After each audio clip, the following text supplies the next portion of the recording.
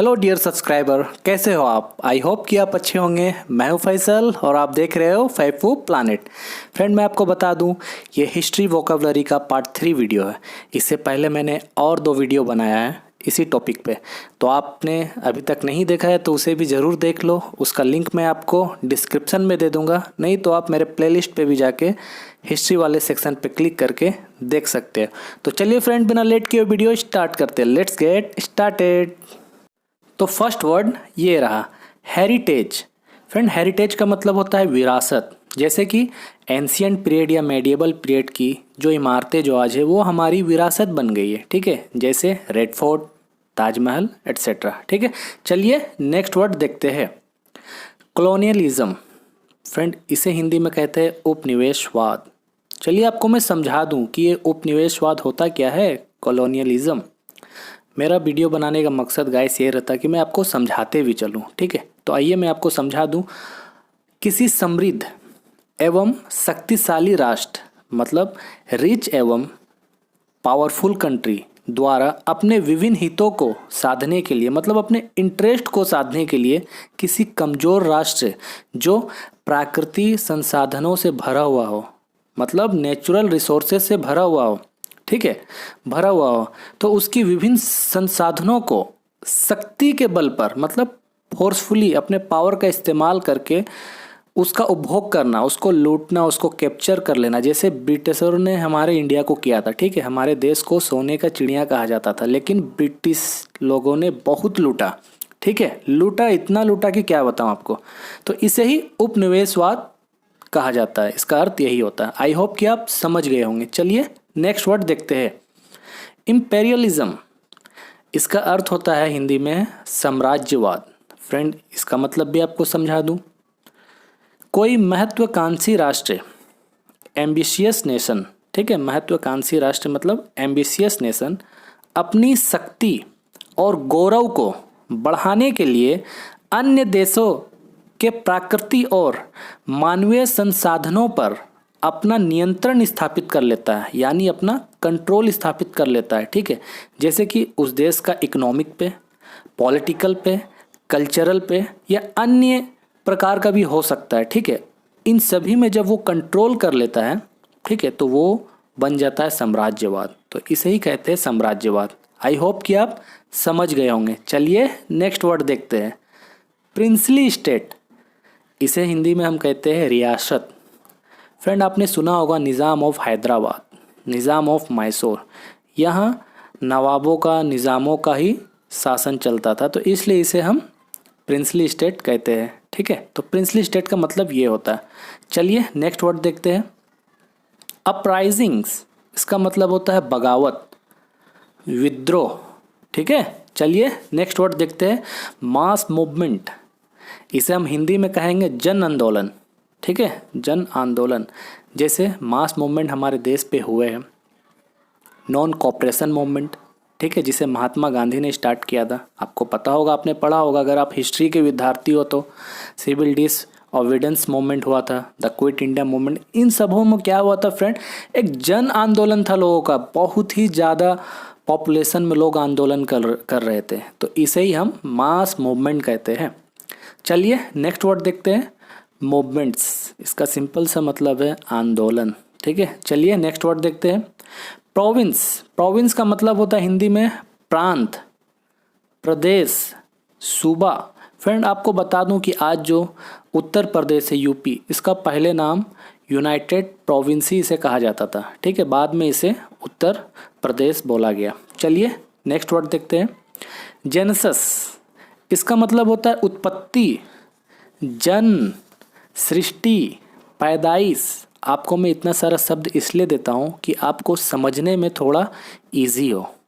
चलिए next word देखते हैं, एडवेंट। एडवेंट्स का मतलब होता है आगमन, आमद। जैसे यूरोपियों का आगमन हुआ हमारे देश में, ठीक है, तो एडवेंट आप समझिए, ठीक है।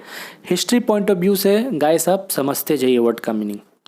चलिए नेक्स्ट वर्ड देखते हैं, फ्रीडम। फ्रीडम मीन्स होता है आज़ादी, स्वतंत्रता, ठीक है। हमारा देश आज़ाद कब हुआ था, 1947, 15 अगस्त, ठीक है। चलिए नेक्स्ट वर्ड देखते हैं, लिटरेचर, लिटरेचर का मतलब होता है फ्रेंड साहित्य, अदब। आपको मैं समझा दूं लिटरेचर क्या है। कलात्मक माना जाने वाला लेखन, जो कला से लिखा जाता है जो लेखन, जैसे कि उपन्यास, नाटक, कविता, इंग्लिश में बोला जाए नॉवेल्स, प्लेज एंड पोइट्रीज, इन सभी को लिटरेचर कहा गया है, लिटरेचर बोला जाता है। आई होप कि आप समझ गए होंगे। चलिए नेक्स्ट वर्ड देखते हैं, सोर्सेस। सोर्सेस का मतलब होता है हिंदी में स्रोत, जरिया। ठीक है फ्रेंड, हिस्ट्री को जानने के लिए हमको सोर्सेस का तो बहुत ज़्यादा ज़रूरत है। ठीक है, जैसे कि आर्कोलॉजिकल सोर्सेस हमको चाहिए, जैसे आपने पढ़ा होगा हड़प्पन सिविलाइजेशन, ठीक है, सिंधु घाटी सभ्यता। हमें कैसे मालूम चलता है सोर्सेस क्या है? सोर्सेस ये है कि आर्कोलॉजिकल पुरातात्विक खुदाई से हमको मालूम चला, तो सोर्सेस इसका ये है। बहुत सारा इतिहास हमको लिटरेचर सोर्सेस से पता चला है, ठीक है, इंस्क्रिप्शन से पता चला है, कॉइन से पता चला है। तो सोर्सेस बहुत ही ज़रूरी होता है हिस्ट्री में। आई होप कि आप समझ गए होंगे। चलिए नेक्स्ट देखते हैं, एक्सपेंशन। एक्सपेंशन का मतलब होता है विस्तार, फैलाव। ठीक है, चलिए नेक्स्ट वर्ड देखते हैं, डॉक्ट्रिन। डॉक्ट्रिन्स का मतलब होता है सिद्धांत, नजरिया। ठीक है, चलिए नेक्स्ट वर्ड देखते हैं, ट्रेजेडी। ट्रेजेडी का मतलब होता है फ्रेंड्स त्रासदी, दुखद घटना। याद रखें, ट्रेजेडी मतलब त्रासदी हिंदी में कहते हैं, और या कोई दुखद घटना। चलिए नेक्स्ट वर्ड देखते हैं, ह्यूमिलिएशन। इसका मतलब होता है फ्रेंड अपमान। ठीक है, याद रखिए ये वर्ड को भी, ह्यूमिलिएशन। चलिए नेक्स्ट वर्ड देखते हैं, मर्केंटाइल। मर्केंटाइल मतलब होता है फ्रेंड व्यापारिक, तिजारती। ठीक है, ये वर्ड को भी याद रखें। चलिए नेक्स्ट वर्ड देखते हैं, एक्सप्लॉयटेशन।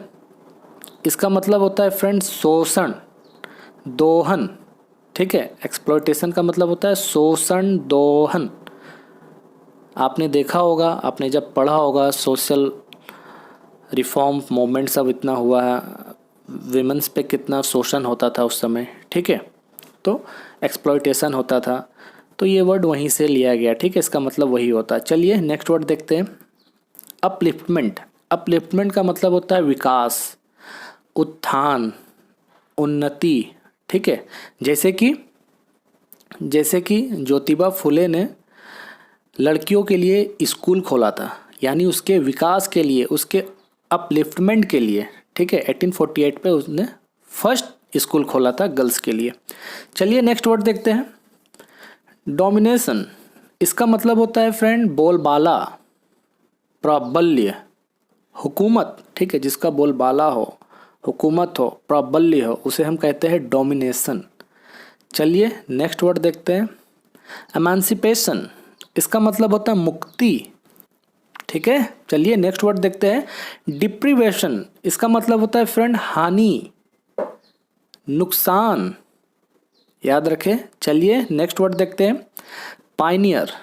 फ्रेंड पायनियर का मतलब होता है मार्ग निर्माता, जो आपको रास्ता दिखाता है, रास्ता दिखाने वाला को हम कहते हैं पायनियर। ठीक है, चलिए नेक्स्ट वर्ड देखते हैं, अनटचेबल। फ्रेंड अनटचेबल का मतलब होता है अछूत। वैसे ये शब्द हमको यूज नहीं करना चाहिए। ठीक है, अनटचेबल ये हमारे समाज के लिए बिल्कुल सही नहीं है। ठीक है, चलिए नेक्स्ट वर्ड देखते हैं, window remarriage. Friend window remarriage का मतलब होता है विधवा पुनर्विवाह, मतलब विधवा की दोबारा शादी कराना, शादी होना। ठीक है, विडो रीमैरिज इसका मतलब ये होता है। इन्फेंटिसाइड, ये वर्ड का मतलब होता है भ्रूण हत्या, बाल हत्या। फ्रेंड इसमें होता है क्या है कि माँ के कोख में ही बच्चे को, स्पेशली जो गर्ल्स होती है, उनको ही मार दिया जाता है। बहुत ही बुरा है फ्रेंड। ठीक है, तो इसे ही हम कहते हैं भ्रूण हत्या, बाल हत्या, इन्फेंटिसाइड इंग्लिश में। चलिए नेक्स्ट वर्ड देखते हैं, सती सिस्टम। आपने पढ़ा होगा अगर आप हिस्ट्री के स्टूडेंट हो, सती सिस्टम। ठीक है, हिंदी में इसे कहते हैं सती प्रथा। फ्रेंड ये होता क्या है, सती प्रथा में पति की मृत्यु के बाद, पति का डेथ हो जाने के बाद पत्नी को भी चिता पर बिठा दिया जाता था। उसे भी अपने प्राण त्यागने के लिए विवश किया जाता था। बहुत ही खतरनाक है फ्रेंड, अगर इसे हम सोचेंगे तो कितना डेंजर होता था उस समय। तो इसे ही कहते थे सती सिस्टम। चलिए नेक्स्ट वर्ड देखते हैं, जौहर सिस्टम, जौहर प्रथा। अब मैं आपको समझा दूं जौहर प्रथा के बारे में। जौहर पुराने समय में भारत में राजपूत स्त्रियों द्वारा की जाने वाली क्रिया थी।